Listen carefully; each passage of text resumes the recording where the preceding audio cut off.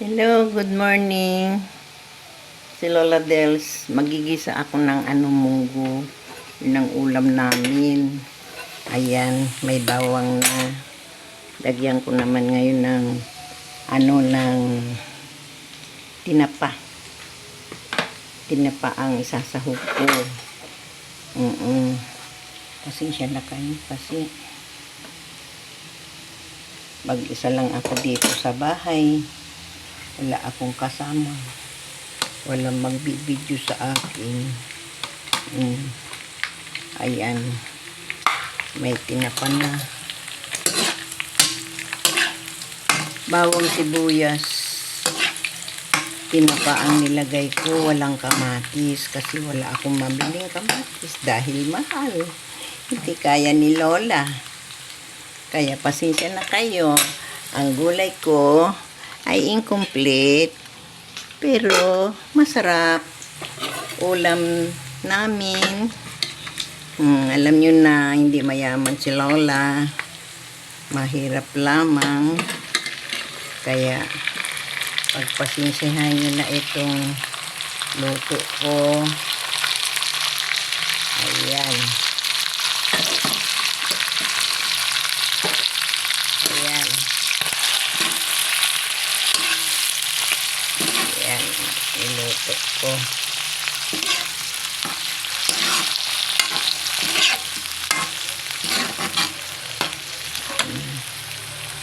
Tapos, lalagyan ko ng tubig. Yan. Yung tubig sa takure, yung pinakulo ko na, nilagay ko. Yung pangkape ko, yun na itinubig ko. Ang sahog nito ay dahon ng ampalaya. Yan ang isasahog ko, dahon ng ampalaya kasi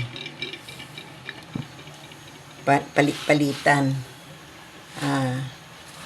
Yung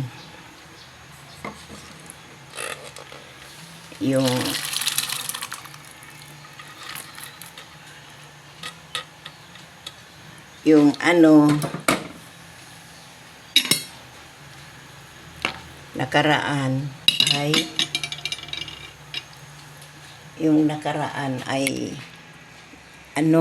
malunggay ang nilagay ko. Ngayon naman, dahon ng ampalaya. Tsaka, tinapa ang sinahog ko. Yan. Hindi pa ako nakapaghugas. Maghuhugas ako. Nagsialisan yung mga apo ko. Pero meron pa rin akong kasama. Yung apo kong isa.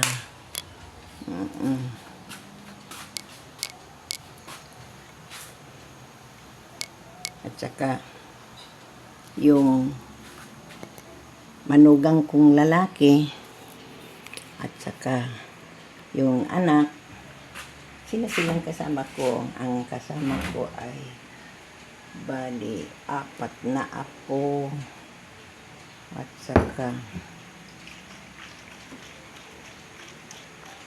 ilan ng lalaking kasama ko rin dito.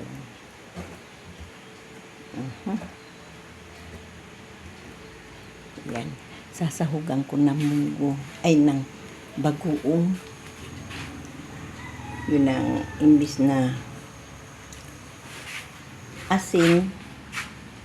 Mas malasa ang bagoong isda. Yung bunlis na bagoong isda, siyang sinasahog ko. Yun ang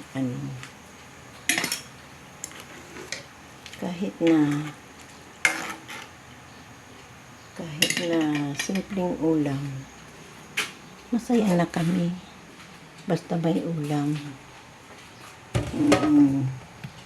Sinasabi ko sa mga apo ko, huwag maghanap ng wala. Sabi ko kung ano yung ilagay ko dyan na ulam, yun ang kainin natin. Yan ang binigay sa atin ni Lord na pagkain natin.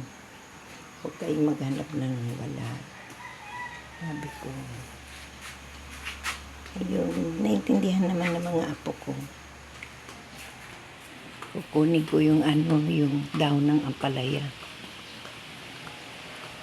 Marami yung daon ng ampalaya, oh. Tingnan ninyo. Oh. Oh. Oh. Marami itong daon ng ampalaya ko. Ayan, oh.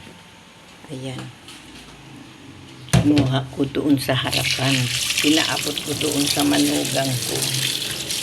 Napakuha ko ng daon ng ampalaya.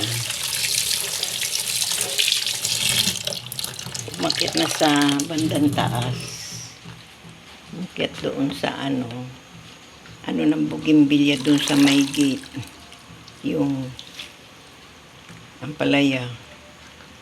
Ginawa niya, kumuha siya ng hagdan para maabot niya yung mga dahon sa taas. Kasi pag ako ang kumuha sa baba lang, hindi ko maabot yung sa taas. Mahirap na. Mamaya nahulog pa ako. Kaya hindi na ako nag-aakyat.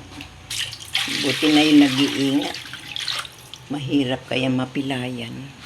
At saka pag ganitong matanda na tayo, pag napilayan tayo, may damage na yung buto natin, hindi magtatagal na ang buhay natin. At pag na-outbalance, may nangyari sa'yo, nahulog ka, namatay ka, mahirap na. Kaya ako'y nag-iingat. Pag ang mga sinusuot ko, yung mga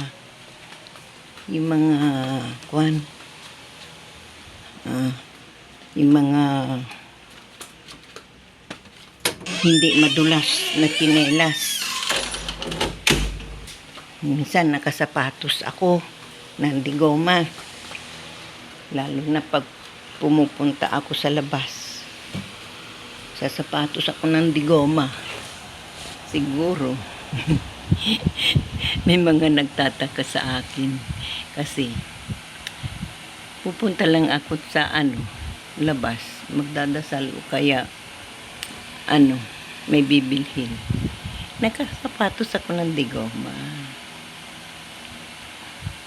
Nahiya naman silang bumati sa akin at tanungin bakit ako nakasapatos. Kasi mabuti na yung nag-iingat. Mahirap ang mabalian ng buto. Masakit kaya yun. Aaray-aray ka. Pagkatapos, papagamot ka nila, gastos pa. Wala naman kaming pera na pampagamot. Alam niyo naman, walang hanap buhay si Lula. O hindi naman, tama lang pangkain ng tsaka maraming bayaran. Siyempre, magbayad ka sa tubig, ilaw, hati-hati. Tapos pambili ng bigas, ulam, ganyan. Sa panahon ngayon, ang mahal lahat. Kaya hindi pwede hindi pwede yung magastos ka. Mahirap ang buhay. Kung ano ang meron, pagkasyahin. Kalimutan mo na yung good time, good time. Kapag ako'y umaalis dito, ang punta ko, palengke. Siyempre, wala mabili dito sa baryo na Kaya pupunta ka sa palengke para bibili ng mga gagamitin dito sa bahay. Stock mo para may magamit ka. Yan ang ginagawa ko. Kailangan advance ang isip mo. Huwag kang manghinayang doon sa ibibili mo gagamitin dito sa bahay. Manghinayang ka kapag ikaw ay nag-good time. Kaya nagsusugal, naninigarilyo, nag-aalak, ayan, doon ka manghinayang. Pero pag pagkain sa loob ng bahay, huwag ka manghinayang. Oo, ang mga anak ko malalaki na, matatanda na sila, may pamilya na, Oh. Ang kasama ko dito, yung mga may anak akong kasama ko dito, at saka manugang, at saka mga anak nila. Yun ang mga kasama ko dito.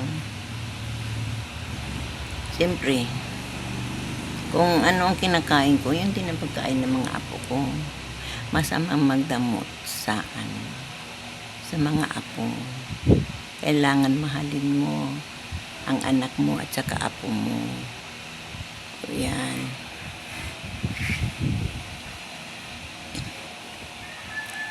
Kung anong mayroon sa'yo, paghati-hatian. Ganun yun.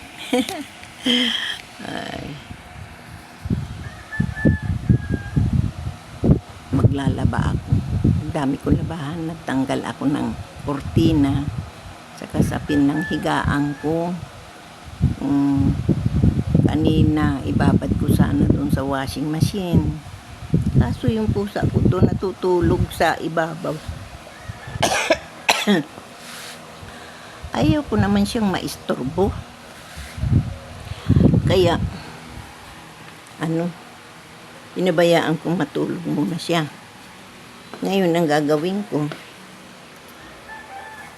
ilalagay ko na sa washing machine yung mga damit.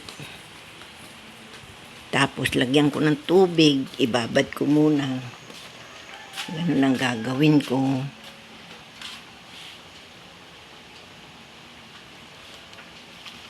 Ayun, ay lagyan ko ng kaunting pampalasa yung aking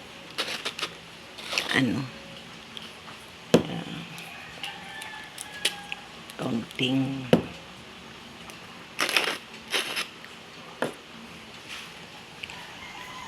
ayan, kumukulo na yung aking munggo.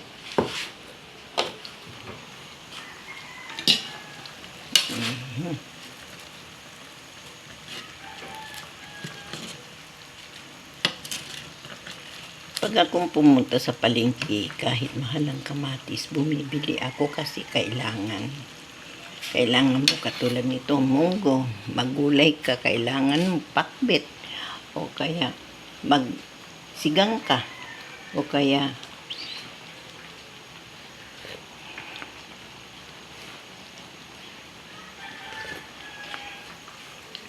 laging kailangan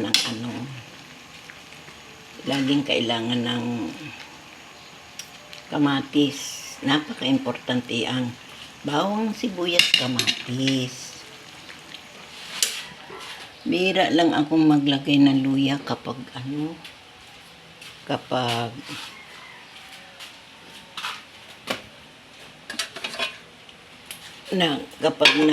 papaksiw ako, doon ako naglalagay ng luya lang. Masarap ang luya kapag nagpaksiw ka. Pero pag gisa-gisa, hindi ako naglalagay ng luya. Yung iba, yung munggo nila, nilalagyan nila ng luya. Pero ako hindi. Imbis na luya, kamatis. Ngayon, walang kamatis. Bawang sibuyas lang. Okay na. Tsaka tinapa, hinimay-himay ko yung tinapa. Kasi pag nilagay kong yung buo, hahatiin ko yung isang gigi. Hindi nila kakainin. Ngayon, ang ginawa ko, hinimay-himay ko para kainin nila. Yun ang ginawa ko. ay, teka. Wala na yung pusa. Ayan, ang dami kong Ayan, ang dami kong labahan. Ayan. Ang dami. Isasakay ko na sa washing para mababad. Paghihiwalayin ko yung damit at saka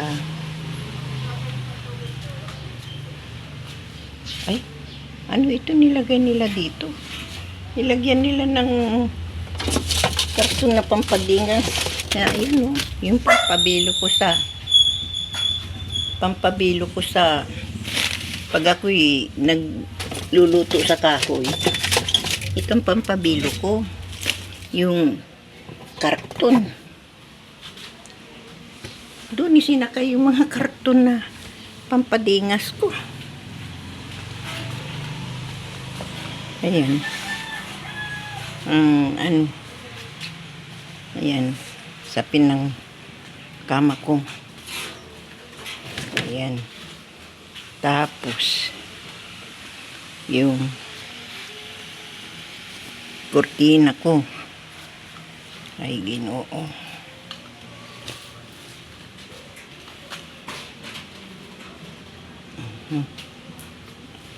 Ito yung kurtina ko. Ay, Ginoo. Yan, yan ka muna, ha? Ito muna ilalagay ko. Ay, ano rin ito pala. Ayan. Lalagay ko dyan. Ito na ilalagay ko. Mga damit ko na. Kailangan isang salangan. Kasi kailangan magtipid-tipid. Mahal ang kuryente. Kaya tipid-tipid. Anino kaya damit ito ay?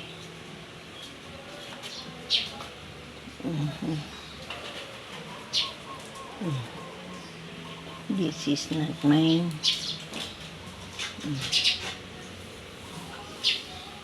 Ayan.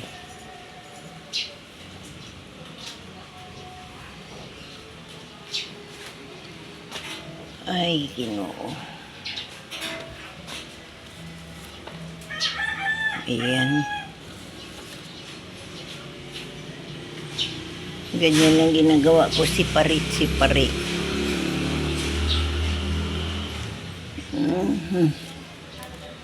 Ayan.